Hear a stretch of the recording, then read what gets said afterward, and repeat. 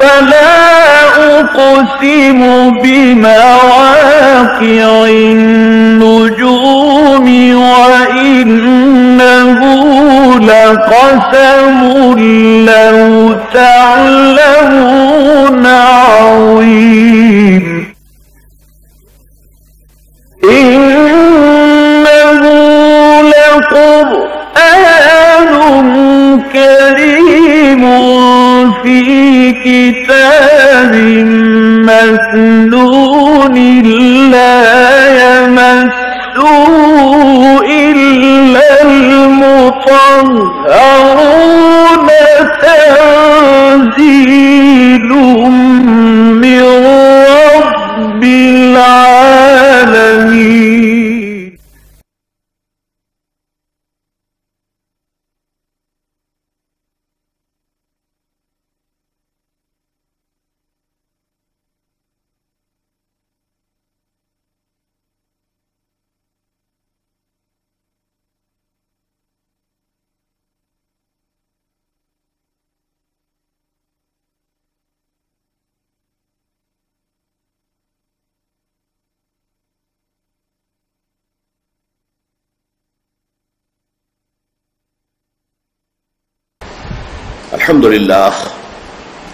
الحمد للہ وکفا والصلاة والسلام علی عباده الذین اصطفى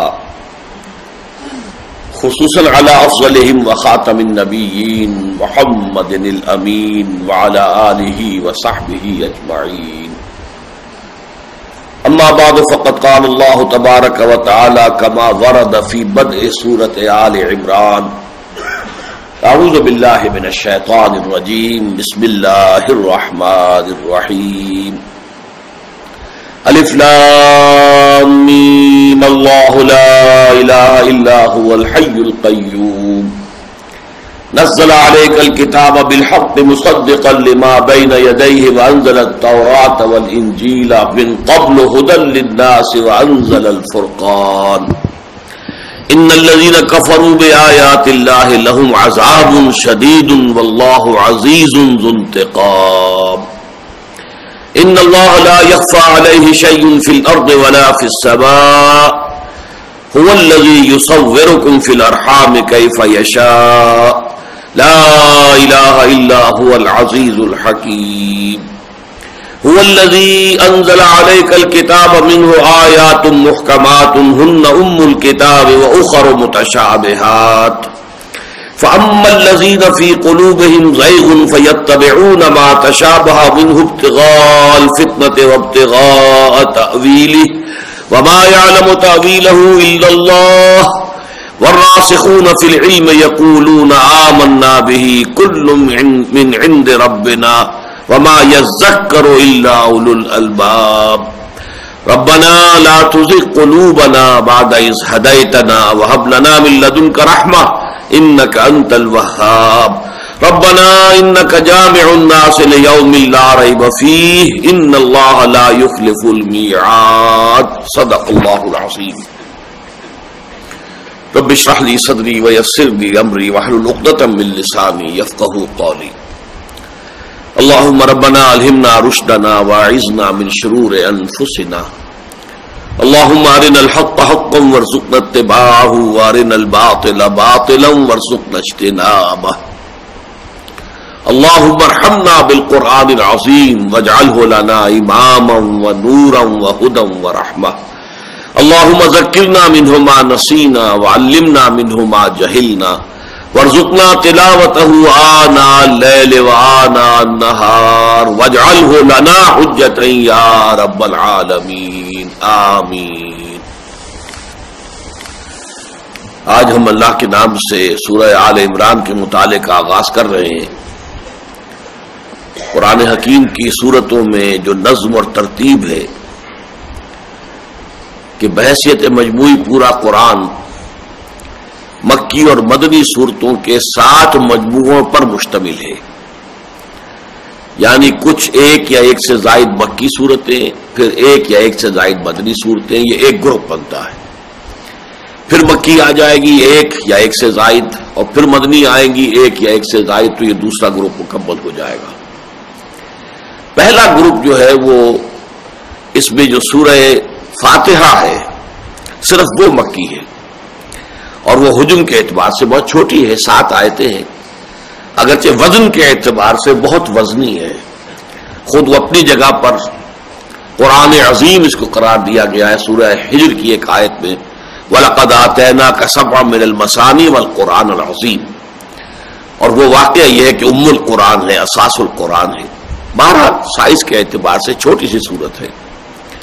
اس کے بعد جو مدنی صورتیں اس گروپ میں ہیں وہ 4 ہیں، اور 4 طویل ترین مدنی صورتیں تقریباً 6.25 پاروں پر پھیلی ہوئی۔ یہ سورہ بقرہ، سورہ آل عمران، سورہ مائدہ اور سورہ نساء۔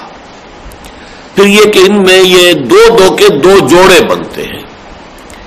قرآن حکیم کی صورتوں میں یہ جوڑوں کی نسبت جو ہے یہ بہت کثرت کے ساتھ نمایاں طور پر نظر آتی ہے، اگرچہ بعض صورتیں منفرد مزاج کی بھی ہیں، وہ جوڑوں کی شکل میں نہیں ہیں، یا یہ کہ ان کا جوڑا فوری طور پر اسی مقام پر متصلاً واقع نہیں ہے بلکہ کسی قدر فاصلے پر واقع ہوا ہے، لیکن اکثر آپ دیکھیں گے جوڑے ملے ہوئے، 2 صورتوں کے جوڑے۔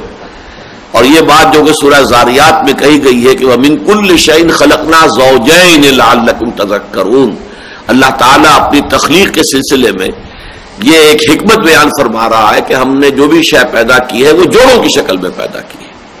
تو اگرچہ قرآن مخلوق نہیں ہے، یہ اللہ کا کلام ہے، تاہم یہ کہ یہ قاعدہ کلیہ جو ہے وہ کچھ اتنا حتمی ہے کہ قرآن حکیم کی بھی صورتوں میں سے اکثر صورتوں پر اس کا انطباق ہوتا ہے۔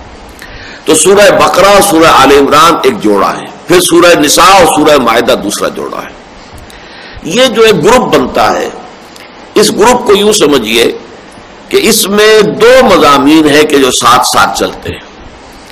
ایک مضمون امت مسلمہ سے خطاب کرتے ہوئے جیسے کہ سورہ بقرہ میں ہم دیکھ چکے، اور ایک مضمون ہے کہ جو اہل کتاب سے خطاب پر مشتمل ہے۔ اور امت مسلمہ سے جو خطاب ہوگا تو اس میں وہ پھر 4 لڑیاں ہوں گی، یا تو احکام شریعت ہیں، عبادات یا معاملات، یا پھر جہاد فی سبیل اللہ جس کی 2 لڑیاں اب بن چکی ہیں، قتال فی سبیل اللہ اور انفاق فی سبیل اللہ۔ پھر اہل کتاب کے ساتھ گفتگو ہے، وہ کہیں دعوت کے انداز میں ہے، کہیں ملامت اور الزام کے انداز میں ہے، کہ جیسے کسی پر فرض جرم عائد کی جا رہی ہو کہ تمہارے یہ وہ جرائم ہیں جن کی پاداش میں تم اس مقام اور مرتبے سے معزول کیے جا رہے ہو کہ جن پر 2000 برس سے تم فائز تھے، اور اب تمہاری جگہ اسی مقام پر امت محمد صلی اللہ علیہ وسلم کو نصب کیا جا رہا ہے۔ تو یہ جو 2 لڑیاں ہیں، تو یہ دونوں لڑیاں ان 4 صورتوں میں آپ کو نظر آئیں گی کم و بیش۔ البتہ جہاں تک ان پہلی 2 صورتوں کا تعلق ہے تو ان کے بارے میں ایک تو یہ کہ سورہ بقرہ کی جو بھی قرآن حکیم کے اندر جو اس کی فضیلت ہے، حضور کی وہ حدیث ہم پڑھ چکے ہیں بار بار کہ حضور نے فرمایا لِكُلِّ شَيْءٍ سَلَامٌ وَسَمَامُ الْقُرْآنِ سورۃ البقرہ، ہر شے کی ایک چوٹی ہوتی ہے، اس کا کلائمیکس، اس کا نقطہ عروج، اور قرآن کی چوٹی سورہ بقرہ ہے۔ لیکن ساتھ ہی حضور صلی اللہ علیہ وسلم نے سورہ بقرہ اور سورہ آل عمران کو بریکٹ کیا ہے، یہ جوڑے کو ایک اپنے بعض اقوال کے اندر جمع فرمایا ہے۔ ان دونوں کو ایک نام دیا ہے الزہراوین۔ زہرا کہتے ہیں نہایت روشن اور تابناک، فاطمہ الزہراء رضی اللہ تعالی عنہا، تابناک، روشن۔ تو اسی طریقے سے زہراوین 2 ایسی صورتیں جو نہایت تابناک ہے، نہایت روشن، ان دونوں کو گویا کہ ایک نام کے تحت جمع کر دیا گیا۔ جیسے آپ کو معلوم ہے قرآن حکیم کی آخری 2 صورتیں ہیں، المعوذتین، تعوذ ہے، قل اعوذ برب الفلق، قل اعوذ برب الناس، دونوں مل کر جوڑا بن گئے المعوذتین۔ اسی طریقے سے ابتدا میں، اس لیے کہ سورہ فاتحہ کے بارے میں تو ہم کہہ سکتے ہیں کہ وہ پورے قرآن کا مقدمہ ہے، تو گویا کہ اصل قرآن کا آغاز سورہ بقرہ ہی سے ہو رہا ہے، تو آغاز میں بھی یہ جوڑا آ گیا الزہراوین۔ ان دونوں کے لیے احادیث میں کچھ ایسی باتیں آئی ہیں کہ عجیب سا نقشہ سامنے آتا ہے کہ قیامت کے دن ان دونوں صورتوں کا ظہور ہوگا میدان حشر میں، یا تو 2 بدلیوں کی صورت میں جو ان لوگوں پر سایہ کریں گی جو ان سے محبت کرتے تھے، ان کو پڑھتے رہتے تھے، ان کے ساتھ ان کا ایک شغل جاری رہتا تھا، ان پر سایہ کریں گی جس دن کے کوئی سایہ کسی کو نہیں ملے گا، اس روز میدان حشر میں جو ہے ان پر سایہ کریں گی۔ یا کہیں کہا گیا جیسے کہ 2 جھنڈ ہوتے ہیں کہ پرندوں کے جھنڈ، کوئی بہت بڑا جھنڈ ہو تو وہ بھی اصل میں سایہ بن جاتا ہے، تو دو جھنڈوں کے مانند وہ ظاہر ہوں گی اور اپنے چاہنے والوں اور اپنے پڑھنے اور تلاوت کرنے والوں پر سایہ کریں گی۔ میں وہ حدیث آپ کو سنا رہا ہوں، یہ مسلم شریف کی روایت ہے حضرت ابو امامہ باہلی رضی اللہ تعالی عنہ سے، قال سمعت رسول اللہ صلی اللہ علیہ وسلم یقول اقرأوا القرآن فإنه يأتي يوم القيامة شفيعا لأصحابه اقرأوا الزهراوين البقرة وآل عمران فإنهما تأتيان يوم القيامة كأنهما غمامتان أو غيايتان أو كأنهما فرقان من طير صواف تحاجان عن صاحبهما۔ حضور نے ارشاد فرمایا، مسلم شریف کی روایت ہے، قرآن پڑھا کرو اس لیے کہ وہ قیامت کے دن وہ شفیع بن کر آئے گا، گواہ بن کر اور سفارشی بن کر آئے گا ان لوگوں کے لیے کہ جو قرآن سے محبت کرنے والے تھے اور قرآن کو پڑھا کرتے تھے۔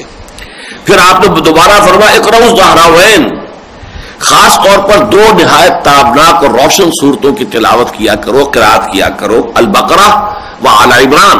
یہ دو صورتیں کون سی ہیں زہراوین؟ سورۃ البقرہ اور سورۃ آل عمران۔ فإنهما تأتيان يوم القيامة، اس لیے کہ وہ ظاہر ہوگی قیامت کے دن، کأنہما غمامتان او غیایتان، دونوں کے ایک ہی معنی ہے، گویا کہ وہ دو بدلیاں ہیں، دو بادلوں کے ٹکڑے ہیں، اور کأنہما فرقان من طیر صواف، اور یا ایسے ہوں گی جیسے کہ یہ دو جھنڈ ہیں پرندوں کے کہ جو بالکل ایک جھنڈ کی شکل میں آئے ہیں، اور ان کا تحاجان عن صاحبہما، اور یہ دونوں محاجہ کریں گے اللہ تعالیٰ کے ساتھ، جھگڑا کریں گے، اے اللہ یہ بندے تیرے جو ہیں یہ تو ہم سے بڑی محبت کرتے تھے، ہمیں پڑھا کرتے تھے، ہماری تلاوت کرتے تھے، راتوں کو کھڑے ہو کر ہمیں اپنے تہجد میں پڑھتے تھے، اے اللہ ان پر رحم فرما اور ان کی تمام خطاؤں سے درگزر فرما دے۔ تو تحاجان عن صاحبہما۔ ایک اور روایت ہے کہ جو مسلم شریف میں بھی ہے، ترمذی میں بھی، حضرت نواس بن سمعان رضی اللہ تعالیٰ عنہ سے، قال سمعت رسول اللہ صلی اللہ علیہ وسلم یقول یؤتی یوم القیامت بالقرآن واہلہ الذین کانوا یعملون بہ فی الدنیا، قیامت کے دن لائے جائے گا قرآن بھی اور وہ بھی کہ جو اس کے ماننے والے، پڑھنے والے، سمجھنے والے، عمل کرنے والے تھے۔ تقدمہ سورۃ البقرہ وآل عمران، اور ان کے آگے آگے آگے آگے آ رہی ہوں گی دو سورتیں، سورۃ البقرہ اور سورہ آل عمران۔ وضرب لهما رسول اللہ ثلاثۃ امثال ما نسیتهن بعد، تو یہ راوی کہتے ہیں کہ حضور نے پھر ان دونوں کے لیے تین مثالیں، تمثیلیں دی جنہیں پھر اس کے بعد میں کبھی بھول نہیں سکا۔ قال کانہما غمامتان او ذلتان، حضور نے فرمایا کہ یا تو وہ دو بدلیوں کے مانند ہوگی یا دو سائبانوں کے مانند ہوگی، سوادان بینہما شرق، دو بدلیاں ہوں گی جن کے جو سیاہ ہوں گی تاکہ پوری طرح وہ سایہ کر دیں اپنے نیچے لوگوں پر، یا دو جو ہے وہ سائے ہوں گے پوری طریقے سے گھنے سائے، لیکن درمیان میں روشنی ہوگی، یعنی نظر آ جائے کہ یہ ایک خیمہ یہ، ایک خیمہ یہ ایک سورت ہے سورۃ البقرہ اور یہ دوسرا ہے وہ اور سورہ آل عمران ہے۔ سوداوان بینہما شرق او کانہما خرقان من طیر صواف تحاجان عن صاحبہما، اور یا ایسے ہوں گے جیسے پرندوں کے دو جھنڈ ہیں کہ جو پھر جھگڑا کریں گے اپنے لوگوں کے حق میں اور اللہ تعالیٰ کے ہاں شفاعت کریں گے، اللہ تعالیٰ سے ان کی مغفرت کی درخواست کریں گے۔ تو یہ دو صورتیں اس اعتبار سے جو ہے، ایک تو یہ ہمارے سامنے آیا کہ ان کی اپنی فضیلت اور ان کی عظمت کیا ہے، اور دوسری یہ کہ دونوں میں کچھ ایسا آپس کا ربط ہے گہرا کہ ان دونوں کو ایک نام زہراوین، ذلتان یا غمامتان، غیایتان، یا یہ کہ فرقان، یہ تمام جو ہے تسلیہ کے صیغے آ رہے ہیں، تو یہ دونوں کو بات بہت ہی جڑی ہوئی ہے۔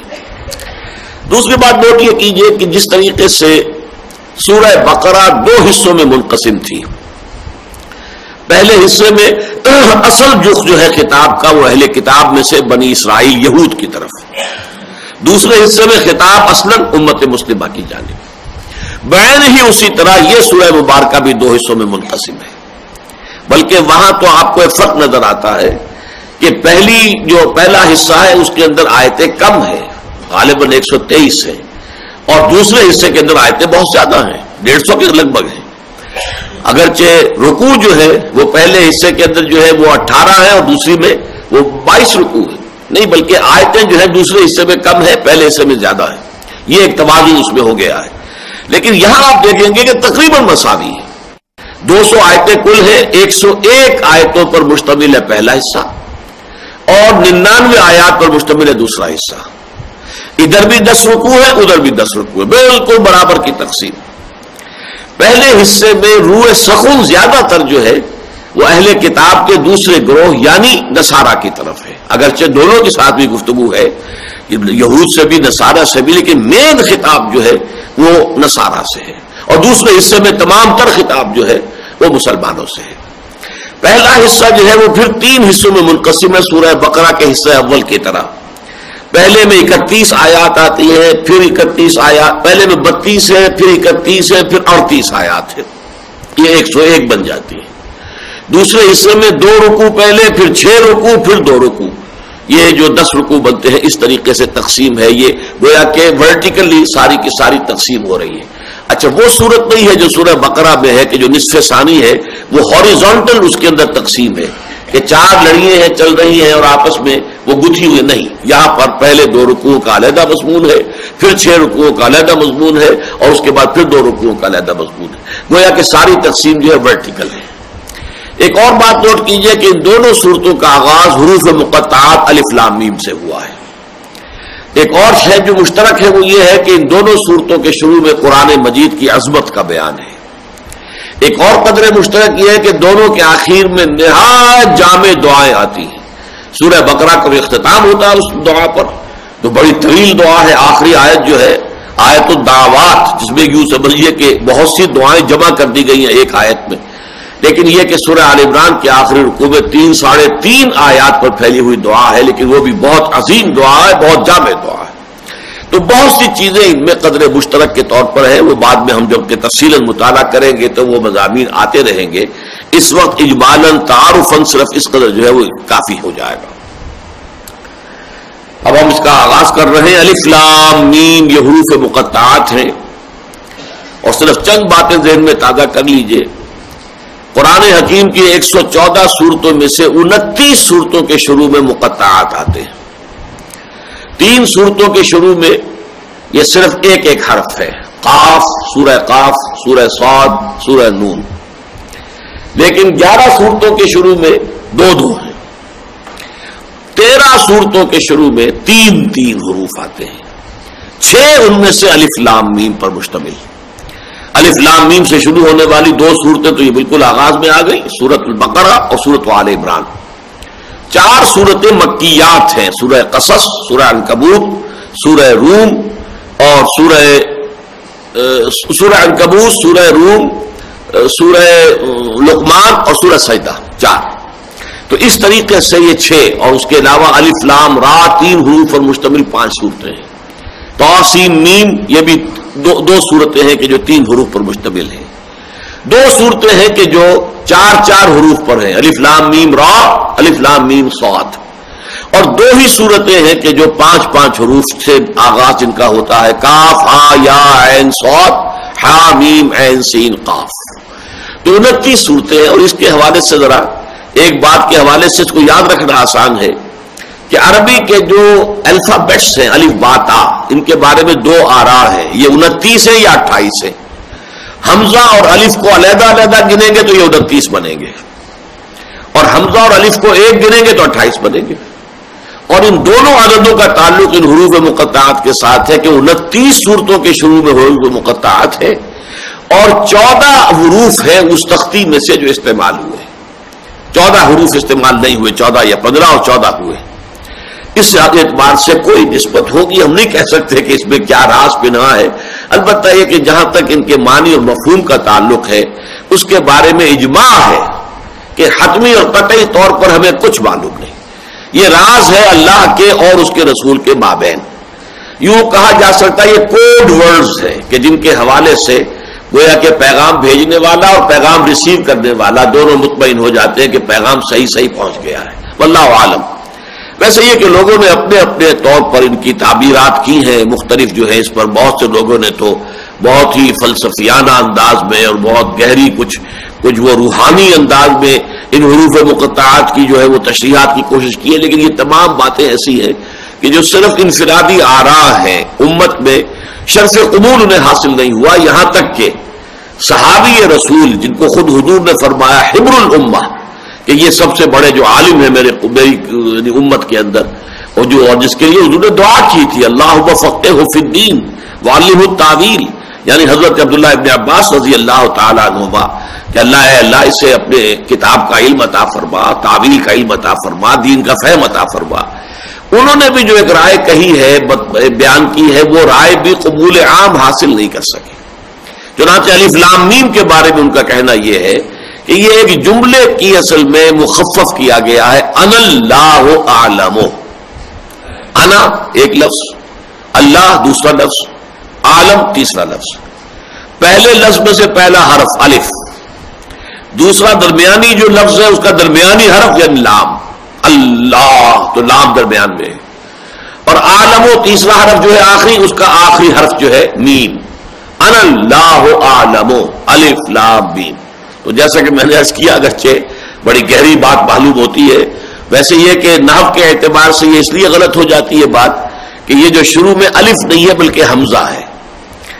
انا میں حمزہ ہے، الف اور حمزہ جو ہے یہ یقیناً ذرا مختلف چیزیں ہیں. بہرحال میں صرف یہ مثالاً آپ سے عرض کر رہا تھا کہ حبر الامہ حضرت عبداللہ ابن عباس رضی اللہ تعالی عنہ کے قول کو بھی امت نے قبول نہیں کیا ہے. اجماع اس پر ہے کہ اس کے حقیقی اور یقینی اور حتمی مفہوم کو اللہ اور اس کے رسول کے سوا کوئی نہیں جانتا. الف لام میم اللہ لا الہ الا هو الحی القیوم. اب یہ ٹکڑا تو وہ ہے جو ہم بڑی تفصیل سے پڑھ چکے ہیں آیت الکرسی میں، اور زیادہ دن نہیں ہوئے ہیں ہمیں آیت الکرسی کا مطالعہ کیے ہوئے. اللہ وہ ہستی ہے جس کے سوا کوئی الہ نہیں. الہ کے میں تینوں باتیں آپ کے سامنے رکھ چکا ہوں. ایک تو وہ جو حاجت روا ہو، مشکل کشا ہو، جس کی طرف انسان رجوع کرتا ہے، جیسے کہ کوئی بچہ جو ہے وہ اپنی ماں کی طرف لپکتا ہے حفاظت کے لیے بھی اور اپنی غذا کے لیے بھی، ایسے ہی جس ہستی کی طرف بھی انسان رجوع کرتا ہے اپنی ضرورتوں میں، اپنی تکالیف میں، وہ اس کا الہ ہے. ایک یہ کہ الہ وہ ہے بالہانہ عشق جس سے ہو، جو محبوب حقیقی بن جائے. تو لا مطلوب الا اللہ، لا مقصود الا اللہ، لا محبوب الا اللہ. اور الہ یا الہ کے معنی یہ بھی ہے متحیر ہو جانا. اللہ وہ ہستی ہے کہ جس کی حقیقت کو کوئی نہیں جان سکتا. تو یہ تینوں مفہوم ہے کہ ایک عام انسان کا تصور الہ ہے، رازق ہے، مشکل کشا ہے، تکلیف کا رفع کرنے والا ہے، روزی رساں ہے. یہ اللہ کا تصور اس کے سامنے عام آدمی کا تو یہی ذہنی تعلق ہوتا ہے اللہ کے ساتھ. ایک صوفیہ کا تعلق ہے لا محبوب الا اللہ، لا مطلوب الا اللہ، لا مقصود الا اللہ. اور ایک پھر فلاسفہ کا معاملہ ہے کہ جس پین بردانت کے ہست کچھ نہیں جان سکتے اللہ کی ذات کے بارے میں، ہم سوائے اس کے کہ بس ہم یہ کہہ سکتے کہ ہاں ہے بس، اور کچھ نہیں. دور بینان بارگاہ الست جس پین بردانت کے ہست. تو یہ تینوں چیزیں جو ہے یہ عجیب ہے لفظ حقیقت عربی زبان کا، جو ان تینوں گوشوں کا اور تینوں تصورات کا احاطہ کر رہا ہے. اسی الہ پر الف لام داخل ہوا تو اللہ بن گیا. اللہ وہ ہستی ہے جس کے سوا کوئی الہ نہیں. الحی القیوم، وہ زندہ جاوید ہے اور سب کو تھام کر رکھنے والا ہے. یہ دو اسما بھی آ چکے آیت الکرسی میں، اللہ لا الہ الا هو الحی القیوم. اور وہاں میں تفصیل سے آپ کو بتا چکا ہوں کہ ان دو اسما کے بارے میں گمان غالب ہے کہ اللہ کے اسم اعظم ہے. اس لیے کہ ایک حدیث میں آتا ہے کہ اللہ کا ایک اسم اعظم وہ ہے کہ اس کے حوالے سے جو دعا اس سے کی جاتی ہے وہ لازماً قبول ہو جاتی ہے. لیکن یہ کہ حضور نے تعین کے ساتھ نہیں بتایا کہ وہ کون سے نام ہے، بلکہ نشاندہی کر دی وہ 3 صورتوں میں ہے، سورہ بقرہ میں، سورہ آل عمران میں، سورہ طٰہٰ میں. یہ بالکل اسی طرح کی بات ہے جیسے لیلۃ القدر کے بارے میں یہ نشاندہی تو کر دی کہ وہ رمضان میں ہے، رمضان کے آخری عشرے میں ہے، اس کی طاق راتوں میں ہے. تعین نہیں کیا تاکہ لوگ تلاش کریں، محنت کریں. تو جو اندہ یا بندہ جو تلاش کرے گا پالے گا. اسی طرح اس معاملے میں بھی ہے، لیکن پھر علماء کا اس پر تقریباً اجماع ہے کہ یہ دو اسماء جو ہے یہ ان 3 صورتوں میں جوڑے کی شکل میں آئے ہیں. سورہ بقرہ میں، آیت الکرسی میں اللہ لا الہ الا هو الحی القیوم، بالکل اسی طرح یہاں آ گیا اللہ لا الہ الا هو الحی القیوم. اور پھر یہ وعنت الوجوہ للحی القیوم یہ سورہ طٰہٰ میں بھی آئے. تو ایک گمان یہ ہے کہ یہی ہے جو اللہ کا اسم اعظم ہے. اور ان میں نسبت کیا ہے؟ اللہ خود تو قائم و دائم ہے، زندہ جاوید ہستی ہے، کسی اور کے سہارے پر قائم نہیں ہے، خود بخود قائم ہے، الحی ہے، اس کی حیات اپنی ذاتی ہے، کسی کی عطا کردہ نہیں ہے۔ البتہ ما سوا کائنات جو ہے اس کو تھام کر رکھنے والا وہی ہے۔ وہ اگر قائم ہے تو ادھر حقیقت اسی کی توجہ سے قائم ہے، وجود میں آئی ہے تو اس کے وجود میں لانے سے وجود میں آئی ہے، اور قائم ہے تو اس کی توجہ کی بنا پر قائم ہے۔ یہ گویا کہ اللہ اور ما سوا اللہ، ان کے مابین جو ایک گہرا ربط اور تعلق ہے وہی رسما میں ہے۔ اللہ لا الہ الا هو الحی القیوم۔ اب اس کے بعد جیسا کہ میں نے عرض کیا تھا، یہاں بھی سورہ بقرہ میں ذالک الکتاب لا ریب فیہ ھدی للمتقین، اب یہاں پر بھی وہی انداز ہے، نزل علیک الکتاب بالحق، اس نے نازل فرمائی ہے آپ پر کتاب حق کے ساتھ۔ پہلی بات تو نوٹ کیجئے کہ نزل تھوڑا تھوڑا کر کے اتارنا، یہ قرآن مجید کا وہ طریق تنزیل ہے۔ انزلہ باب افعال سے اگر آتا تو دفعتاً اتار دینا، جو آگے آ رہا ہے کہ اس سے پہلے جو ہے اللہ تعالیٰ نے اور کتابیں اتاری، وہ انجیل اور تورات، تو اس میں انزال کا لفظ آیا ہے۔ یہاں نزل تھوڑا تھوڑا کر کے اے محمد صلی اللہ علیہ وسلم اللہ نے یہ کتاب آپ پر نازل فرمائی ہے۔ بالحق کے معنی کیا ہے؟ ایک تو یہ کہ جو پیغام یہ لے کر آئی ہے وہ حق ہے، سراسر حق ہے، سرتاپا حق ہے، لیکن اس سے بھی زیادہ جو گہرا مفہوم ہے اس کا وہ یہ کہ فیصلہ کن بن کر نازل ہوئی ہے۔ قرآن مجید جو ہے یہ قول فیصل بن کر نازل ہوا ہے۔ انہ لقول فصل وما هو بالهزل، یعنی یہ جو نازل ہوا ہے تو فیصلہ کن بات بن کر آیا ہے، اور یہ اب فیصلہ کرے گا ادھر یا ادھر، باطل کا بیڑا غرق ہوگا اور حق کا بول بالا ہوگا، یہ فیصلہ ہو کر رہے گا۔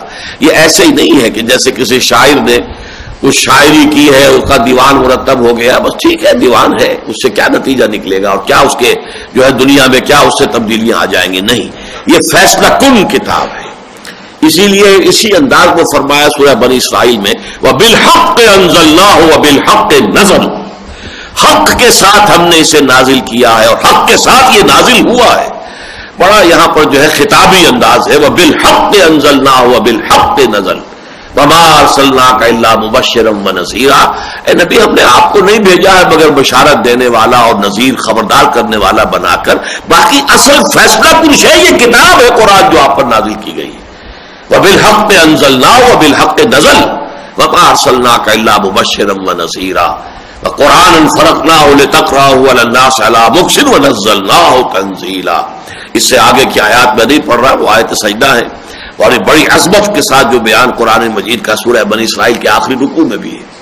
تو یہاں بھی دیکھیے نزل علیک الکتاب بالحق، اور اسی پر ایک حدیث موجود ہے ہمارے پاس، حضرت عمر سے مروی ہے رضی اللہ تعالی عنہ، حضور نے ارشاد فرمایا، مسلم شریف کی روایت ہے، ان اللہ یرفع بہذا الکتاب اقواما ویضع بہ آخرین، اب اللہ اسی کتاب کے ذریعے سے قوموں کو اٹھائے گا، ابھارے گا، بام عروج پر پہنچائے گا، ترقی دے گا، اور اسی کتاب کو چھوڑنے کی وجہ سے انہیں ذلیل اور خوار اور رسوا کر دے گا۔ یعنی اب یہ فیصلہ کن شے بن کر نازل ہوئی ہے، اسی میں تلیں گی قسمتیں قوموں کی اور امتوں کی۔ فرمایا نزل علیک الکتاب بالحق مصدقا لما بین یدیہ، اور یہ تصدیق کرتے ہوئے آیا ہے اس کی کہ جو اس کے سامنے موجود ہے۔ اس کا ایک مفہوم تو عام طور پر جو سب مترجمین نے اور مفسرین نے لیا وہ بھی صحیح ہے کہ قرآن تصدیق کرتے ہوئے آیا ہے تورات کی، انجیل کی، کہ واقعی وہ بھی اللہ کی کتابیں تھیں، اللہ نے نازل کی تھیں، وہ بھی منزل من اللہ تھیں، تو گویا کہ قرآن مصدق ہے ان کا۔ لیکن ایک اور مفہوم جو اس سے گہرا ہے اور بہت پیارا مفہوم ہے وہ یہ ہے کہ قرآن مصداق بن کر آیا ہے ان پیشین گوئیوں کا جو تورات اور انجیل میں تھی۔ تورات میں جو ذکر ہے حضور صلی اللہ علیہ وسلم کی بعثت کا، گویا کہ وہ ابھی تک انفلفلڈ پروفیسی تھی جب تک کہ قرآن نہیں آیا، تو گویا کہ قرآن نے آ کر اس کو فلفل کیا، اس پروفیسی کو، جو کتاب استثناء میں 18ویں باب کی 18ویں آیت ہے، جس میں کہ تورات میں اس میں لکھا ہے کہ اللہ تعالیٰ نے حضرت موسیٰ سے فرمایا کہ میں ان لوگوں میں ان کے بھائیوں میں سے انہی کے مانند ایک رسول اٹھاؤں گا جس کے منہ میں اپنا کلام ڈالوں گا اور پھر وہ بات جو ہے لوگوں تک پہنچائے گا۔ یہ جو ہے میں نے شاید آپ کو پہلے بتایا بھی ہے کہ 3 سال قبل ہمارا ٹینا جو ہے تنظیم اسلامی نارتھ امریکہ کا اجتماع ہیوسٹن میں تھا، یہ امریکہ کا، یونائٹڈ اسٹیٹس آف امریکہ کا جنوبی ساحل پر ایک شہر ہے بڑا، تو وہاں ہم نے ایک سیشن میں ایک عیسائی عالم اور ایک یہودی عالم کو بلایا تھا. تو یہودی عالم نے وہاں پر جب گفتگو کی اس سے مجھے کچھ حوصلہ ہوا کہ اس شخص میں کچھ حق کو ماننے کی صلاحیت ہے. اس نے کہا Islam is the ideal religion for the whole of humanity except Jews. اب یہ ڈنڈی وہ مار گیا کہ اسلام بہترین مذہب ہے پوری نوع انسانی کے لیے سوائے یہودیوں کے. تو وہ یہودی جو ہے 1.5 بلین وہ علیحدہ اپنی 1.5 اینٹ کی مسجد بنائے رکھے اس کے قول کے مطابق، باقی پوری نوع انسانی کے لیے وہ کہہ رہا ہے کہ اسلام بہترین مذہب ہے. تو میں نے بعد ان سے پھر ایک ملاقات کی اور میں نے پھر کہا کہ اس ملاقات میں کہ یہ جو ڈیٹرونمی جو ہے کتاب استثناء، اس کے 18ویں باب کی 18ویں آیت کا آپ کیا مصداق سمجھتے ہو؟ وہ چونک سا گیا کہ کیا ہے، وہ ذہن میں نہیں تھا. میں نے پھر تورات منگوائی بائبل، تو وہ سوچ میں پڑ گیا.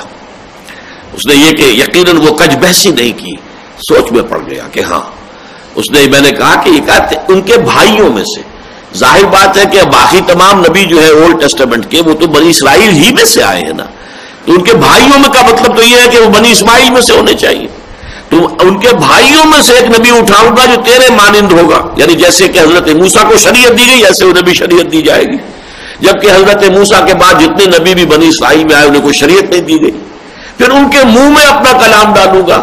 تو حضرت موسیٰ کو تو تورات دی گئی تھی تو لکھی ہوئی شکل کے اندر جو ہے کمانڈمنٹس تھے. حضور کا جو ہے وہ قلب کے اوپر قرآن نازل ہوا اور حضور کے منہ سے وہ جو ہے کلام پاک صادر ہوا ہے جس کو کہ لوگوں نے سنا اور یاد کیا ہے. تو وہ سوچ میں پڑ گیا تھا. تو بہرحال یہ جو پیشن گوئیاں ہیں اور جو پارکلیٹ یا فارکلیٹ کی پیشن گوئی جو انجیل کے اندر ہے ان کا مصداق بن کر قرآن نازل ہوا ہے. گویا کہ ان پیشن گوئیوں کو سچا ثابت کر رہا ہے قرآن اپنے وجود سے.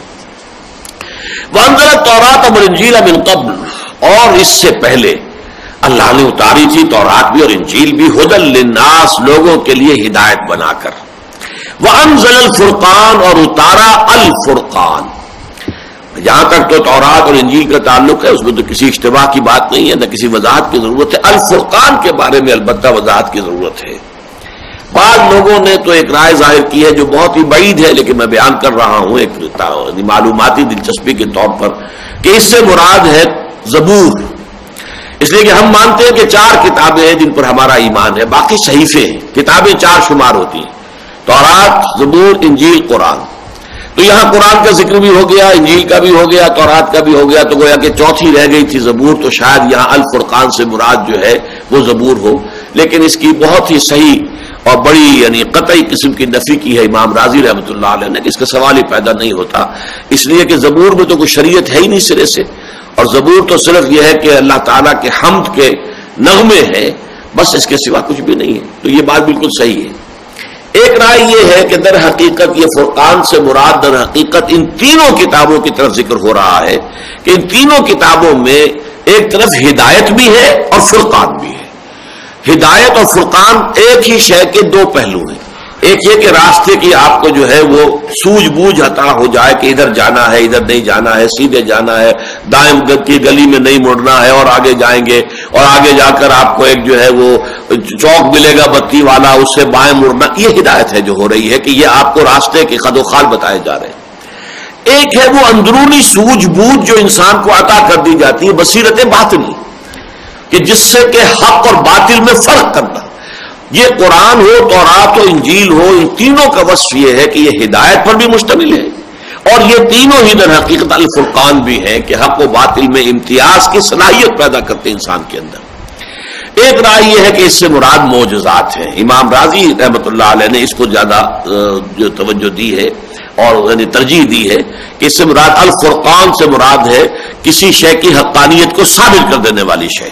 یوم الفرقان کہا گیا یوم بدر کو کہ واضح ہو گیا بالکل کہ اللہ کی مدد کس کے ساتھ ہے، کہ 313 نہتے اور غیر مسلح لوگ جو ہیں انہیں 1000 کیل کانٹے سے لیس اور پورے لاؤ لشکر سمیت آنے والا جو تھا گروہ اور فوج، اس کے اوپر اللہ تعالیٰ نے ایسی فتح مبین عطا فرمائی. یوم الفرقان ہو گیا. تو الفرقان سے مراد ہے کہ تمام کے اندر جو صلاحیت ہے فرق کر دینے کی حق اور باطل میں اور نیکی اور بدی کے اندر. اور ایک یہ کہ یہ معجزات ہیں کہ جن سے کہ ثابت ہو جاتا ہے کہ کوئی شے، کوئی کتاب اللہ کی طرف سے نازل ہوئی ہے. بہرحال یہ مختلف آراء ہے. اور ایک رائے یہ ہے کہ اس سے مراد اصل میں قرآن ہے جس کا کہ دوبارہ ذکر کیا جا رہا ہے. قرآن چونکہ اب آخری حتمی قطعی یقینی اور محفوظ کلام قیامت تک رہنے والا ہے، لہذا تینوں کتابوں کے ذکر کے بعد پھر دوبارہ انزل الفرقان قرآن مجید کی طرف اشارہ کیا گیا، واللہ عالم۔ ان الذین کفروا بآیات اللہ لہم عذاب شدید۔ اب دیکھیے یہ اسی کا ظہور ہو رہا ہے کہ انہ لقول فصل، یہ قول فیصل ہے، یعنی کسی شاعر کی شاعری ہے، آپ نے پسند کی تو کیا، نہ پسند کی تو کیا، کیا فرق واقع ہو جائے گا؟ کچھ نہیں۔ پسند کی تو آپ نے کوئی تحسین کر دی، کوئی ڈونگرے برسا دیے، آپ کوئی امیر ہیں، کوئی صاحب حیثیت ہے تو کوئی انعام دے دیا، کوئی خلق دے دی، بس اور کیا ہوگا۔ لیکن یہ جو کتاب اتری ہے یہ تو قول فصل بن کر آئی ہے، انسانوں کی عاقبت کے بارے میں فیصلے کرے گی۔ اب کون ہے کہ جس کی نجات ہوگی اور کون ہے کہ جو برباد ہو جائے گا ہمیشہ ہمیشہ کے لیے، جس کے لیے کہ ابدی تباہی اور ابدی ہلاکت اور ابدی عذاب ہے۔ تو یہ تو قول فصل بن کر نازل ہوئی، انہ لقول فصل وما هو بالحزن۔ فرمایا ان الذین کفروا بآیات اللہ، یقیناً جن لوگوں نے کفر کیا اللہ کی آیات کا۔ اب یہاں کفر جو ہے اس کے اصل لغوی مفہوم میں بھی لیا جائے تو بہت بامانی ہے۔ کفر آتا ہے اصل میں لغوی اعتبار سے شکر کے مقابلے میں۔ شکر کیا ہے کہ اگر کسی نے آپ کے ساتھ کوئی بھلائی کی ہے، آپ کی کوئی ضرورت پوری کی ہے، آپ کو کسی تکلیف سے جو ہے نجات دی ہے، تو قلب کی گہرائیوں سے خاص قسم کے احساسات، خاص قسم کے جذبات ابھرتے ہیں۔ ہم جسے جذبہ تشکر کہتے ہیں، امتنان و تشکر کے جذبات قلب کی گہرائی سے ابھریں گے، پھر وہ زبان پر بھی شکریہ آپ کا، آپ کی بڑی مہربانی ہے، آپ نے بڑا کرم فرمایا مجھ پر، وہ شکر کے الفاظ زبان پر بھی آئیں گے۔ تو یہ ہے۔ اس کے مقابلے میں اگر کسی شخص کے ساتھ آپ نے نیکی کی، بھلائی کی، لیکن اس کی طرف سے یہ جو فطرت جو ہے اتنی مسخ ہو چکی ہے، جیسے کوئی کنواں ہے جس کے اندر پانی اب خشک ہو چکا ہے، پانی نکل ہی نہیں رہا، اس طرح فطرت کا جو سوتے خشک ہو چکے ہیں کہ کسی محسن کے احسان پر اس کے اندر سے وہ جذبات ابھرتے ہی نہیں، یا ابھرتے تو وہ دبا دیتا، زبان سے ادا نہیں کرتا، ماننے کو تیار نہیں ہوتا، اپنے تکبر کی وجہ سے اور اپنے عجب کی وجہ سے ماننے کو تیار نہیں ہوتا کہ اپنے محسن کا شکریہ ادا کرے۔ یہ ہے شکر کے مقابلے میں کفر۔ یہ دو الفاظ ایک دوسرے کے مقابلے کے ہیں قرآن مجید میں، لئن شکرتم لازیدنکم ولئن کفرتم ان عذابی لشدید۔ دیکھو اگر تم شکر کرو گے، میری نعمتوں کا اگر حق مانو گے، احسان مانو گے تو میں اور دوں گا اور دوں گا اور دوں گا۔ وَلَئِن كَفَرْتُمْ، اگر تم نے ناقدری کی، ناشکری کی، تو دیکھ لو میرا عذاب بھی پھر بہت سخت ہے۔ اسی طرح ہمارے جو مطالعہ قرآن حکیم کا منتخب نصاب ہے، اس کا جو درس ہے نمبر 3 سورہ فرقان کا رکوع نمبر 2، وَلَقَدْ آتَيْنَا لُقْمَانَ الْحِكْمَةَ أَنِ اشْكُرْ لِلَّهِ وَمَنْ يَشْكُرْ فَإِنَّمَا يَشْكُرُ لِنَفْسِهِ وَمَنْ كَفَرَ فَإِنَّ اللَّهَ غَنِيٌّ حَمِيدٌ۔ وہاں بھی شکر اور کفر دونوں ایک دوسرے کے مقابلے میں آئے۔ ہم نے یقیناً لقمان کو حکمت عطا کی تھی کہ کر شکر اپنے رب کا، اور جو شکر کرتا ہے تو وہ اپنے بھلے کو کرتا ہے، اس کا فائدہ اسی کو پہنچے گا، اللہ کی طرف سے نعمتوں میں اضافہ ہوگا۔ ومن کفرا، اور جو کفران نعمت کا راستہ اختیار کرے گا، ناقدری کرے گا، ناشکری کرے گا، تو اللہ تعالیٰ تو غنی ہے اور حمید ہے، اسے کسی شکریہ کی احتیاج نہیں ہے، اسے کسی تعریف کی ضرورت نہیں ہے، وہ تو منزہ ان تمام ضرورتوں سے اور تمام احتیاجات سے۔ البتہ اگر کوئی شکر کرتا ہے تو اپنے بھلے کو کرتا ہے۔ تو یہاں کفر جو ہے اس صحیح معنی میں کہ جو ناقدری کرنے والے ہمارے کلام کی، اس سے بڑی کوئی نعمت نہیں ہے۔ یا ایھا الناس قد جاءتکم موعظۃ من ربکم وشفاء لما فی الصدور وہدی ورحمۃ للمؤمنین قل بفضل اللہ وبرحمتہ فبذلک فلیفرحوا ھو خیر مما یجمعون۔ اے لوگو، تمہارے پاس تمہارے رب کی طرف سے نصیحت بھی آ گئی، تمہارے سینوں کے اندر، تمہارے دلوں میں جو روگ ہیں ان کی دوا بھی آ گئی، ہدایت بھی آ گئی، رحمت بھی آ گئی۔ قرآن ان چاروں چیزوں کے مجموعے کا نام ہے۔ اور دیکھو یہ اللہ تعالیٰ کے فضل و کرم اور اس کے احسان و انعام کا بہت بڑا مظہر ہے، اور یہ در حقیقت ان تمام چیزوں سے کہیں بڑھ کر قیمتی ہے جو تم جمع کرتے۔ تو یہ قیمتی شے ہے۔ اب جو اس قیمتی شے کی ناقدری کریں گے، اس ناقدری کی انتہائی شکل ہے انکار کر دینا، نہیں مانتے، یہ کلام ہے ہی نہیں اللہ کا، یہ تو انہوں نے خود گھڑ لیا ہے۔ یہ گویا کہ اور بلکہ قرآن مجید میں جب دو لفظ آتے ہیں ایک دوسرے کے ساتھ جڑ کر، وَالَّذِينَ كَفَرُوا وَكَذَّبُوا بِآيَاتِنَا، وہاں کفر جو ہے یہ بنیادی مفہوم ہے، ناقدری کرنا، ناشکری کرنا، اور جھٹلانا جو ہے یہ گویا کہ چوری اور سینہ زوری، یہ سینہ زوری ہو گئی، نہیں یہ ہے ہی نہیں اللہ کا کلام، یہ غلط کہہ رہے ہیں، یہ انہوں نے خود گھڑ لیا، یہ تکذیب ہے۔ ایک ہے کفر، ایک ہے تکذیب. والذین کفروا وکذبوا بآیاتنا، یہ دو الفاظ جب جڑ کر آتے ہیں تو اس طریقے سے اپنے مفہوم کی تکمیل کرتے ہیں. ان الذین کفروا بآیات اللہ لهم عذاب شدید، ان کے لیے ہے عذاب بہت سخت.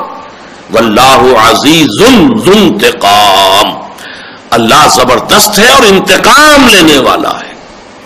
اللہ تعالیٰ کی شان جہاں یہ ہے کہ وہ غفار بھی ہے، ستار بھی ہے، ودود بھی ہے، کریم بھی ہے، سب ساری شان، غفور بھی ہے، لیکن ساتھ ہی عزیز ذو انتقام، زبردست انتقام لینے والا ہے. اس کا انتقام بھی بہت شدید ہے. انا من المجرمین منتقمون، یہ سورہ سجدہ کی آیت جو ہے ومن اظلم ممن ذکر بآیات ربہ ثم اعرض عنها انا من المجرمین منتقمون، اس سے بڑھ کر ظالم اور کون ہوگا جسے اس کے رب کی آیات کے ذریعے سے یاد دہانی کرائی جائے پھر بھی وہ اس کا انکار کرے، اعرض عنها، اعراض کرے. ایسے مجرموں سے تو ہم یقینا انا من المجرمین منتقمون، یہ تو وہ مجرم ہے جن سے انتقام لے کر رہیں گے ہم. ان اللہ لا یخفی علیہ شیء فی الارض ولا فی السماء، یقینا اللہ پر کوئی شے مخفی نہیں ہے، نہ زمین میں اور نہ آسمانوں میں. ہر شے آنے واحد کی طرح اس کے سامنے ہے، اس کے لیے نہ کوئی ماضی ہے، نہ حال ہے، نہ مستقبل ہے. آنے واحد، پیور ڈیوریشن، ایبسولوٹ ٹائم، جس میں یہ ماضی حال مستقبل کی تقسیم نہیں ہے. مستقبل تمہارے لیے بہت دور کی شے ہے، اللہ فرماتے ہیں ہمارے سامنے ہے. انہم یرونہ بعیدا ونراہ قریبا، یہ تو دیکھ رہے ہیں اس کو بہت دور بہت دور بہت دور، ہم تو اسے اپنے بالکل سامنے دیکھ رہے ہیں، ہمارے تو قریب موجود ہے. تو یہ اللہ تعالیٰ کا وہ علم ہے. ان اللہ لا یخفی علیہ شیء فی الارض ولا فی السماء هو الذی یصورکم فی الارحام کیف یشاء، وہی ہے جو تمہاری تصویر بناتا ہے، نقشہ کشی کرتا ہے رحموں کے اندر، تمہاری ماؤں کے پیٹوں کے اندر جیسے چاہتا ہے. جیسے چاہا شکل بنا دیا، جیسی چاہی ناک بنا دی، جیسی چاہی آنکھ بنا دی، چھوٹی بڑی، ناک جو ہے ستواں ہے یا کچھ اور طرح کی ہے، جو چاہ بنا ہے. نقشہ وہ نقشہ گر وہی المصور، یہ اللہ تعالیٰ کے ناموں میں سے المصور، البارئ المصور، الخالق البارئ المصور، خالق بھی ہے، باری بھی ہے، مصور بھی ہے، نقشہ کشی بھی کرتا ہے. فنیشنگ ٹچز اسی نے دیے ہیں، ہمارے خد و خال اسی نے بنائے ہیں. تو وہ تمہاری ماؤں کے پیٹوں میں تمہاری نقشہ کشی کرتا ہے، تمہارے نقوش بنا دیتا ہے جیسے چاہتا ہے. اب ایک طرف تو تھا اللہ تعالیٰ کا علم کامل، ہر شے آنے واحد میں اس کے سامنے موجود ہے، اس کے لیے غیب کا کوئی سوال ہے ہی نہیں، حضور ہی حضور ہے، غیب کا سوال ہی نہیں. یہ تو جب ہم کہتے ہیں عالم الغیب والشہادہ تو یہ غیب کا لفظ ہمارے اعتبار سے، اللہ کے لیے تو غیب ہے ہی نہیں، شہادہ ہی شہادہ ہے. ہر شے اس کے سامنے موجود ہے، نہ آنے واحد میں موجود ہے، نہ ماضی حال مستقبل کی تقسیم ہے، نہ حاضر اور غائب کا کوئی فرق ہے. دوسری طرف قدرت ہے، اس کا اختیار مطلق ہے. یہاں اس میں در حقیقت اس کے اختیار مطلق کا ذکر ہوا. هو الذی یصورکم فی الارحام کیف یشاء لا الہ الا هو العزیز الحکیم، اس کے سوا کوئی الہ نہیں ہے اور وہ زبردست ہے اور کمال حکمت والا. یہ میں نے بہت مرتبہ بیان کیا، العزیز الحکیم، یہ دو اللہ کے اسماء، یا عزیز حکیم، دو صفات. نکرہ کی حالت میں ہوگا تو صفات ہے، الف لام لگا ہوا ہے اور معرفہ ہو گیا تو نام ہے. یہ جوڑا بہت کثرت سے قرآن مجید میں آیا ہے اور اسی طریقے سے دونوں اسماء کو جڑواں شکل میں، تاکہ یہ حقیقت واضح ہو جائے کہ اللہ تعالیٰ کا ایک طرف اختیار مطلق ہے، جو چاہے کرے. اور آپ کے علم میں ہوگا کہ پولیٹیکل سائنس جو خود اپنی جگہ ایک علم ہے، تو اس کے ایکسیمز میں سے، اس کے اصولوں میں سے ایک یہ بھی ہے، authority tends to corrupt and absolute authority corrupts absolutely. جہاں کہیں اختیار ہوگا وہاں کرپشن کا امکان پیدا ہو جائے گا. ٹینڈنسی ہے اختیار میں، ٹینڈنسی ہے، رجحان ہے، میلان ہے کرپٹ ہو جانے کا، بے راہ ہو جانے کا. اور جہاں اختیار مطلق ہو پھر تو وہ مطلق کرپٹ ہو جائے گا، مطلق بے راہ ہو جائے گا. یہی وجہ ہے کہ جو کانسٹیٹیوشنل لا ہے، یہ لا کا ایک خاص اپنی جگہ پر شعبہ ہے. بڑے بڑے وکلاء ہوتے ہیں جو کانسٹیٹیوشنل جو لا ہے اس کے ایکسپرٹس ہوتے ہیں.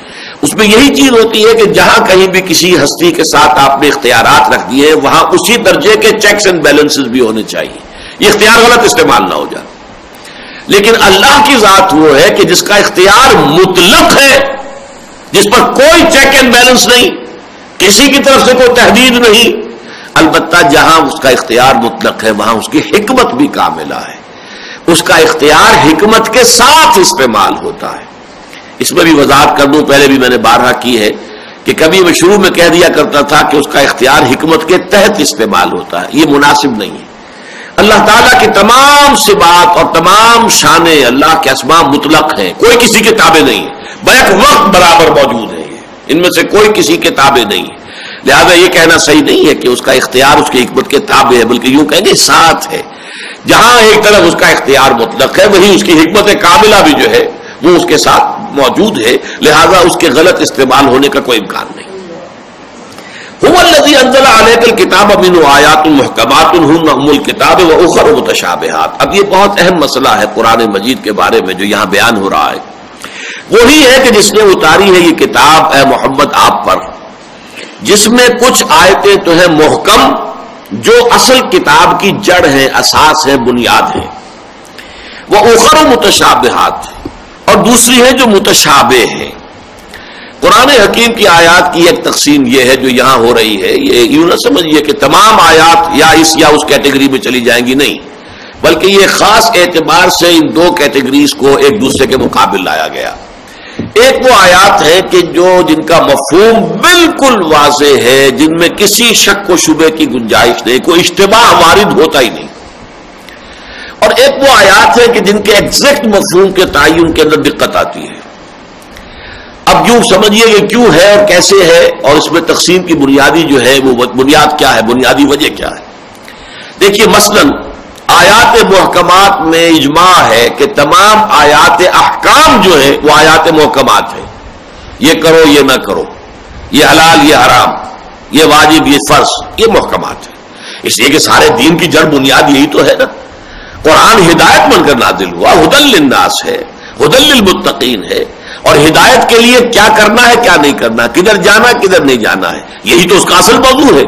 لہذا اپنی اس ہدایت عملی کے ضمن میں قرآن محکم ہے، پختہ ہے، واضح ہے، مبرہن ہے، کسی شک و شبے کی گنجائش نہیں. البتہ قرآن مجید اس عالم غیب کی بھی خبریں دیتا ہے جس کا ہمیں کوئی اندازہ نہیں، ہمارا کوئی تجربہ نہیں. وہ ایک بالکل جدا عالم ہے، عالم غیب. فرشتے ہیں، کیسے ہیں، کس طرح کے، ہم نہیں جان سکتے. وہ ایک ایسا عالم ہے جس کا ہمیں کوئی تجربہ ہوا ہی نہیں. گزر ان کا ہوا کب عالم اللہ اکبر میں، ہمارا گزر ہی نہیں ہوا اس میں. اللہ کی ذات و صفات، قبر میں کیا ہو رہا ہے، کیا ہوگا، عالم برزخ میں کیا ہے، کیا ہوگا، قیامت کے دن کے حالات و واقعات، ان کی کیا اصل حقیقت ہوگی، کیا نوعیت ہوگی، جنت کی نعمتوں کی حقیقت کیا ہے، دوزخ کے عذاب کی کیا کیفیت ہے، کہ وہ آگ بھی ہے اور وہ جلا بھی رہی ہے لیکن مارتی بھی نہیں ہے، لا تلقی ولا تذر، لیکن یہ ہے کہ موت بھی نہیں آتی. پھر یہ کہ اسی کے اندر سے اس کی تہ میں سے وہ درخت بھی نکلا ہوا ہے. وہ زقوم کا درخت جو ہے وہ جنت جہنم کے عین جو سب سے نچلے طبقے سے ابھر کر آتا ہے اوپر. اب یہ کیفیات وہ ہیں جن کو ہم صحیح سمجھ نہیں سکتے. اس لیے یوں سمجھ لیجئے کہ پہلی تقسیم تو یہ ہے کہ آیات الاحکام وہ آیات محکمات ہیں، واضح، کھلی، مبرہن، روشن، کسی شک و شبہ اور کسی اشتباہ سے بالکل پاک اور صاف. البتہ عالم غیب کی چیزیں، اب ظاہر بات ہے ان کا کچھ نہ کچھ اجمالی علم ہمیں نہیں ہوگا تو ہم سیدھے راستے پہ چل ہی نہیں سکتے. اگر آخرت کا یقین نہیں ہوگا تو ہم دنیا کے اندر غلط راستے پر پڑ جائیں گے.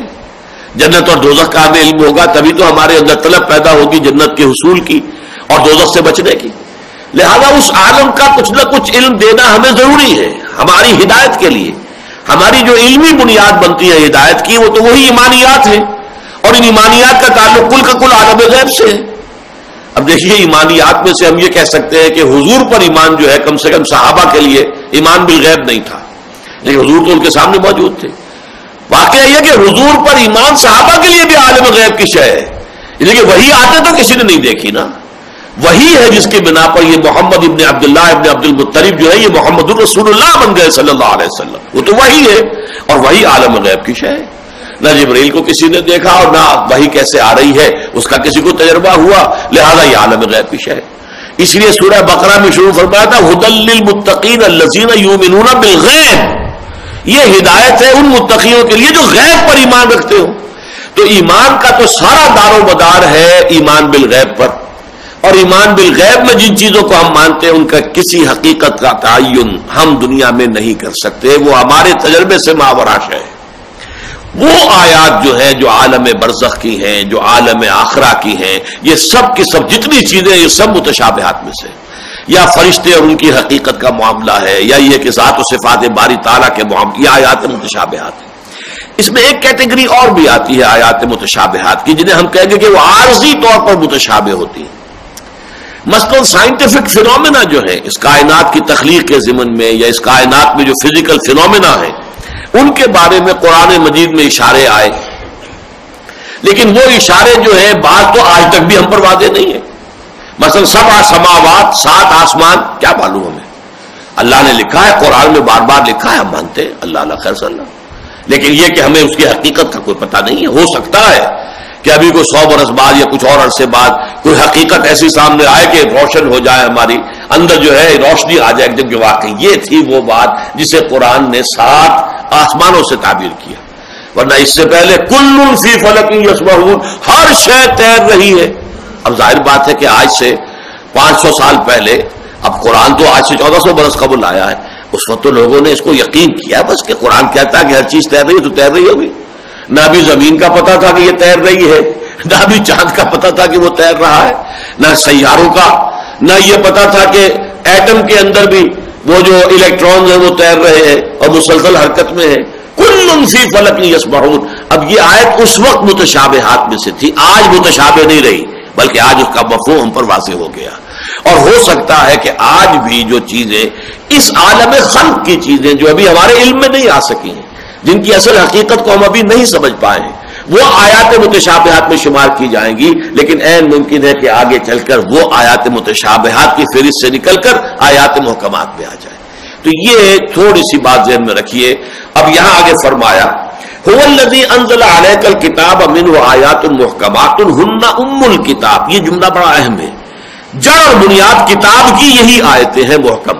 یعنی کتاب سے مراد ہی ہے احکام.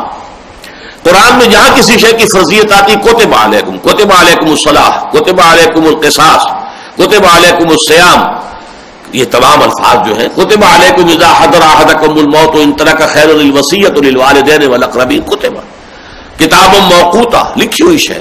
تو گویا کہ کتاب تو اصل میں نام ہے احکام کا، یہ کرو یہ نہ کرو، یہ ڈوز ہیں یہ ڈونٹس ہیں، یہ حرام ہے یہ واجب ہے یہ لازم ہے. لہذا اس کی جڑ بنیاد جو ہے ہن ام الکتاب، اس کتاب کی، اس شریعت کی، اس قانون کی جڑ اور بنیاد آیات محکمات ہے. وہ اخر متشابہات، کچھ متشابہ ہیں کہ جن کی حقیقت کے بارے میں کوئی دنیا سا تصور تو ہو سکتا ہے، حقیقت معلوم نہیں ہو سکتی. فاما الذین فی قلوبہم زیغ، یہ ہے اصل بات. تو وہ لوگ کہ جن کے دلوں میں کجی ہوتی ہے، فَيَتَّبِعُونَ مَا تَشَابَهَ مِنْهُ ابْتِغَاءَ الْفِتْنَةِ وَابْتِغَاءَ تَأْوِيلِهِ. تو وہ درپے ہوتے ہیں اس میں سے متشابہات کے، تاکہ معلوم کرے ان کی تعویل اور پیدا کرے فتنہ. جن کے دلوں میں کجی ہوتی ہے وہ آیات متشابہات کے پر غور بھی کر رہے ہیں، لکھ بھی رہے ہیں مضامین اور مقالے اور یہ اور وہ، اس کا یہ مفہوم ہے، اس کا یہ مفہوم لوگوں نے نہیں سمجھا، تو ہمارے اسلاف جو ہیں وہ تو کودن تھے، پاگل تھے، کچھ بات سمجھا ہی نہیں ہے. یہ سب فتنہ جو بھی اٹھا ہے آج تک وہ اسی انداز سے اٹھتا ہے کہ کچھ چیز آج مجھے معلوم ہوئی ہے، اس سے پہلے کسی کو معلوم نہیں تھی. خاص طور پر جو احکام شریعت کے بارے میں یہ بات کہے تو گویا کہ سمجھ لیجئے کہ اس سے بڑا فتنہ اور کوئی شخص نہیں. لیکن احکام کے سارا دار و مدار جو اتصال کے ساتھ ہے، حضور سے متصل ہے دور صحابہ، پھر دور صحابہ سے دور تابعین. احکام جو ہے مسلسل منتقل ہوتے چلے آ رہے ہیں. تو یا تو آپ ساری امت کو جو ہے رائٹ آف کر دیجئے، ہمارے اسلاف سب کے سب پاگل تھے، بے وقوف تھے، احمق تھے، کودن تھے یا بدنیت تھے. تو یہ بات جو ہے معاذ اللہ ثم معاذ اللہ ثم معاذ اللہ. تو یہ تسلسل جو ہے شریعت کا، یہ در حقیقت یہ جو لوگ تو اصل میں چاہتے ہیں ہدایت کو، تو ان میں زیادہ اہمیت سے کے ساتھ توجہ دیں گے، اس پر غور کریں گے. لیکن جن کے دلوں میں کجی ہو، عجب ہوتا ہے، کوئی نئی بات کہو، کوئی ایسی بات کہو ڈنکا بج جائے کہ فلاں شخص جو ہے واقعی صاحب اس نے جو بات کہی ہے وہ تو آج تک کسی نے کہی نہیں تھی. یہ لوگ جو ہے متشابہات کے پیچھے لگے رہیں گے، چکر میں رہیں گے. ابتغاء، قرآن مجید پہلے کہہ رہا ہے ابتغاء الفتنہ، چونکہ زیغ ہے دلوں کے اندر، کجی ہے، تو نیت ان کی جو فتنہ اٹھانا ہے، فتنہ پیدا کرنا ہے۔ تکبر سب سے بڑا فتنہ ہے، عجب سب سے بڑا فتنہ ہے، سب سے زیادہ مہلک بیماری عجب ہے۔ ثلاث منجیات و ثلاث مہلکات، تین چیزیں ہیں کہ جو نجات دینے والی ہیں، اور تین چیزیں وہ ہیں کہ جو ہلاک کرنے والی ہیں، اور ہلاک کرنے والوں میں اعجاب المرء بنفسہ وہی اشدہن، ایک ہے انسان کا اپنے آپ کو کچھ جاننا، عالم اور بڑا فقیہ اور بہت فلسفی اور بہت حکیم اور دانا انسان سمجھنا، بہت بڑا دانشور جاننا، اور فرمایا یہ سب سے زیادہ مہلک شے ہے، یہ تکبر سے بھی بڑھ کر اور جو ہے اور حب مال سے بھی بڑھ کر یہ چیز جو ہے در حقیقت عجب جو ہے یہ گویا کہ سب سے زیادہ ہلاکت خیز ہے۔ تو وہ معاملہ جب ہوتا ہے دل میں تو فتنہ آدمی تلاش کرتا ہے، اور اس کے لیے پھر وہ آیات متشابہات کی درپے ہوتا ہے۔ وما یعلم تاویلہ الا اللہ، جبکہ ان کی اصل حقیقت کو کوئی نہیں جانتا سوائے اللہ کے۔ ان کی اصل حقیقت تو ہم بھی جان لیں گے، کب؟ جبکہ ہم اس عالم غیب میں داخل ہو جائیں گے، قبر میں جائیں گے تو قبر کی حقیقت منکشف ہو جائے گی، عالم برزخ کے حقائق جو ہے 14 طبق روشن ہو جائیں گے۔ آج ہم کچھ نہیں کہہ سکتے، بس سوائے اس کے کہ اجمالاً جو کہہ دیا حضور نے، جو خبر دی ہے کسی صحیح جو ہے حدیث میں آ گئی، قرآن میں آ گئی، مانیں گے، آمنا و صدقنا، اللہ اللہ خیر صلی اللہ، لیکن اجمالی ایمان ہوگا، اس کی بھی تفصیل میں جائیں گے۔ تو یہ جو اب حیات النبی کا مسئلہ چھڑا ہوا ہے، جس کی وجہ سے وہ آپ سمجھیے کہ دیوبندی دو حصوں میں تقسیم ہو چکے ہیں اور ایک دوسرے کو کافر قرار دے رہے ہیں، حیاتی بھی اور مماتی بھی، اور یہ لوگ جو ہے ان کا درمیان ایسی ایسی بحثیں اور ایسے مناظرے ہو رہے ہیں کہ جیسے کہ بریلوی اور دیوبندیوں کے درمیان کبھی ہوا کرتے تھے، اب تو وہ سلسلہ ختم ہو گیا، اب مناظرے ان کے مابین ہو رہے ہیں۔ تو یہ سارے فتنے کیوں پیدا ہوتے ہیں کہ آپ نے ان جو امور غیبی ہیں ان کے ضمن میں جو اجمالی علم آپ کو دیا گیا ہے اس پر اکتفا نہیں کی، بلکہ اس کے بارے میں تعین کرنے کے لیے، تفاصیل معین کرنے کے اندر جو ہے آپ نے اختلافات پیدا کر دیے۔ والراسخون فی العلم، اور وہ لوگ جو واقعتاً علم میں رسوخ رکھنے والے، گہرائی اور پختگی، وہ یہ کہتے ہیں آمنا بہ کل من عند ربنا، ہم اس پر ایمان لائے، یہ سب کا سب ہمارے رب کی طرف سے ہے، آیات محکمات بھی ہمارے رب کی طرف سے ہیں اور متشابہات بھی۔ ہم تو قرآن کو مانتے ہیں، قرآن میں جو کچھ ہے اسے مانتے ہیں، یا حدیث صحیح میں جو کچھ حضور نے فرما دیا ہم اسے تسلیم کرتے ہیں۔ باقی یہ کہ اس عالم غیب کی باتوں میں سے کسی کی تفصیل میں ہم جانے کو تیار نہیں، ورنہ تو جنت کی نعمتیں قرآن مجید میں بے شمار بیان ہوئی ہیں، اور ساتھ ہی سورہ سجدہ میں بھی فرمایا فلا تعلم نفس ما اخفی لهم من قرۃ اعین، کسی انسان کے علم ہی نہیں ہے کیا کیا ان کے لیے اللہ تعالیٰ نے اپنے جنتی لوگوں کے لیے ان کی آنکھوں کی ٹھنڈک کا کیا کیا سامان فراہم کیا، کوئی نہیں جانتا۔ اور حدیث میں بھی آ گیا ما لا عین رات ولا اذن سمعت وما خطر علی قلب بشر، وہ نعمتیں وہ ہیں جو نہ کسی آنکھ نے دیکھی، نہ کسی کان نے سنی، نہ کسی انسان کے دل پر ان کا کوئی احساس بھی وارد ہوا۔ اب یہ ہے چیزیں جو ہم مانیں گے اجمالاً، آمنا بہ کل من عند ربنا، یہ سب ہمارے رب کے پاس سے آیا ہوا کلام ہے قرآن مجید، یہ تو ابتدا سے انتہا تک اس کا کلام ہے، اس پر ایمان لائے۔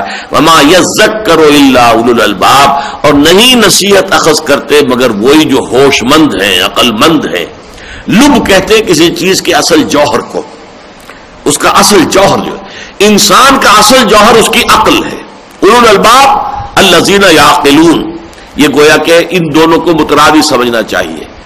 سورہ بقرہ میں جس مقام پر الذین یعقلون آیا ہے، لقوم یعقلون، یہ آیات آیت الآیات یاد کیجئے، وہی مقام جو سورہ آل عمران میں آئے گا تو وہاں اولو الالباب آئے گا، ان فی خلق السماوات والارض واختلاف اللیل والنہار لآیات لاولی الالباب، تو وہ لب والے ہوش مند لوگ، عقل مند لوگ جو ہیں اصل نصیحت تو وہی اخذ کرتے ہیں۔